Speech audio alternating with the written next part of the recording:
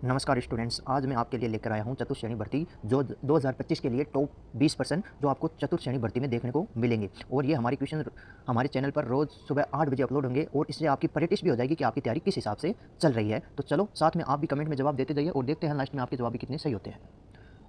तो पहला सवाल है आपका, भारतीय संविधान में संविधान संशोधन की प्रक्रिया किस अनुच्छेद के तहत है?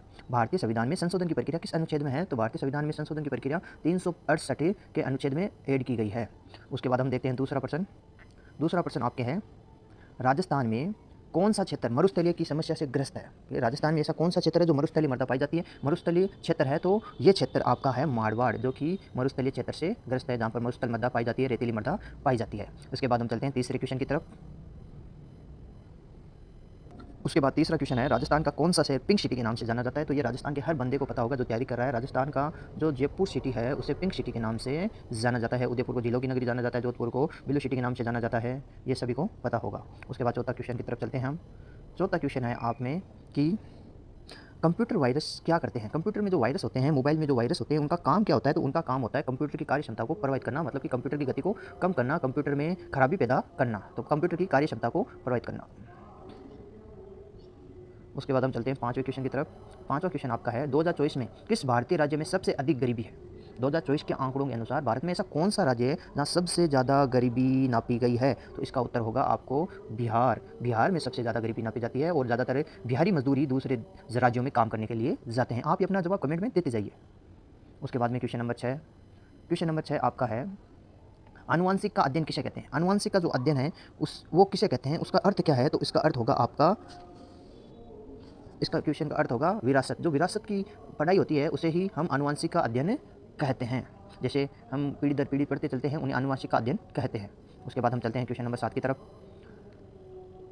राजस्थान में कौन सा क्षेत्र सामाजिक आर्थिक रूप से पिछड़ा हुआ है? राजस्थान में ऐसा कौन सा क्षेत्र है जो समाज के रूप में और पेशे के आर्थिक रूप से पिछड़ा हुआ है, जो कि बहुत ज़्यादा पीछे रह चुका है? तो क्षेत्र है आपका ए, मारवाड़ क्षेत्र, जो कि सामाजिक और आर्थिक दोनों से पिछड़ा हुआ है, मारवाड़ क्षेत्र है। उसके बाद हम चलते हैं अगले क्वेश्चन की तरफ। अगला क्वेश्चन 8वां क्वेश्चन कंप्यूटर का सवाल आया है। इसमें आपको देखते हैं, माइक्रोसॉफ्ट एक्सेल किस प्रकार का सॉफ्टवेयर है? जो माइक्रोसॉफ्ट एक्सेल होता है वो किस प्रकार का सॉफ्टवेयर है? तो वो सॉफ्टवेयर है स्प्रेडशीट। किसके रिलेटेड है? स्प्रेडशीट के रिलेटेड है वो क्वेश्चन। इसका आंसर होगा ए। आपका कितना सवाल जवाब सही हुआ है आप जल्दी से कमेंट करते जाइए साथ साथ में। उसके बाद हम 9वें क्वेश्चन की तरफ चलें। राजस्थान के राज्यपाल को कौन नियुक्त करता है? जो राजस्थान का राज्यपाल होता है, जो राज्य का राज्यपाल होता है, उसे कौन नियुक्त करता है? तो उसे हमेशा राष्ट्रपति नियुक्त करता है। इसका आंसर होगा ए। उसके बाद हम चलते हैं 10वें क्वेश्चन की तरफ। आपका 10वां क्वेश्चन है, इंटरनेट ब्राउज़र का उदाहरण क्या है? इंटरनेट में जो ब्राउज़र होता है उसका एक उदाहरण है, इनमें से चारों में से कौन सा उदाहरण इंटरनेट ब्राउज़र का है? तो इसमें आपका आंसर होगा गूगल क्रोम। गूगल क्रोम जो हम सर्च करते हैं उसे ब्राउज़र कहते हैं। इसका आंसर होगा ए। उसके बाद चलते हैं हम 11वें क्वेश्चन की तरफ। राजस्थान का सबसे ऊंचा जलप्रपात कौन सा है? तो राजस्थान का सबसे ऊंचा जलप्रपात है आपका चूलिया जलप्रपात। इसका आंसर होगा आपका ए, चूलिया जलप्रपात। उसके बाद हमारा अगला क्वेश्चन है 12वां क्वेश्चन है, उसमें चलते हैं। 12वां क्वेश्चन है, राजस्थान में कौन सा क्षेत्र सामाजिक सुधार आंदोलन का केंद्र रहा है? राजस्थान में एक ऐसा क्षेत्र है जिसने समाज सुधार के लिए कई आंदोलन किए। तो ऐसा क्षेत्र है आपका मेवाड़, जिसने बहुत सारे आंदोलन करके समाज में सुधार और बदलाव किया है। उसके बाद हम चलते हैं 13वें क्वेश्चन की तरफ। 13वां क्वेश्चन है, कौन सा रोग पोषण की कमी से होता है?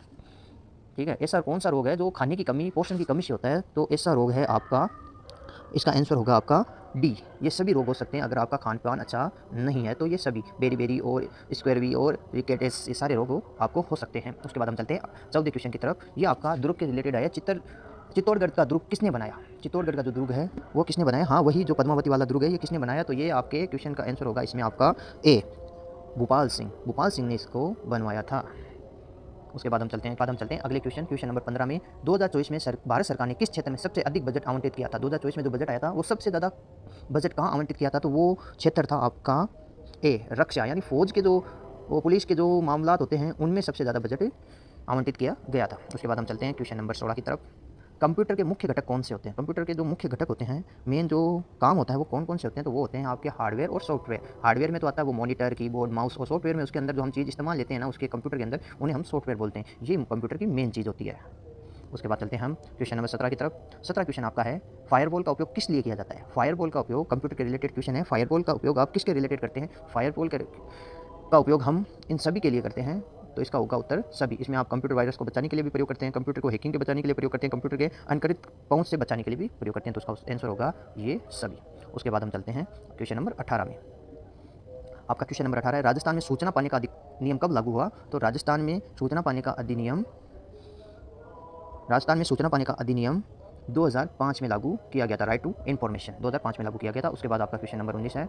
क्वेश्चन नंबर 19 है, भारत में सबसे बड़ा समुद्र तट कौन सा है? भारत में सबसे बड़ा समुद्र तट कौन सा है? तो भारत में सबसे बड़ा समुद्र तट है आपका गुजरात का, जो भारत का सबसे बड़ा समुद्र तट है लगता है। उसके बाद हम क्वेश्चन नंबर अंतिम और लास्ट में चलते हैं, और साथ में आप भी चेक करें आपका कितना सवाल सही और गलत हुए हैं। इस तरह हम रोज सुबह मिलते रहेंगे आपको। उसके बाद आपका 20वां सवाल है, राजस्थान में स्थित आमेर का किला किस शासक ने बनाया था? जो आमेर किला जयपुर में है वो किस शासक ने बनवाया था? तो वो महाराजा मान सिंह ने बनवाया था, महाराजा मान सिंह ने बनवाया था। तो ये आज के क्वेश्चन हो गए। मिलते हैं कल सुबह 8 बजे नए क्वेश्चनों के साथ।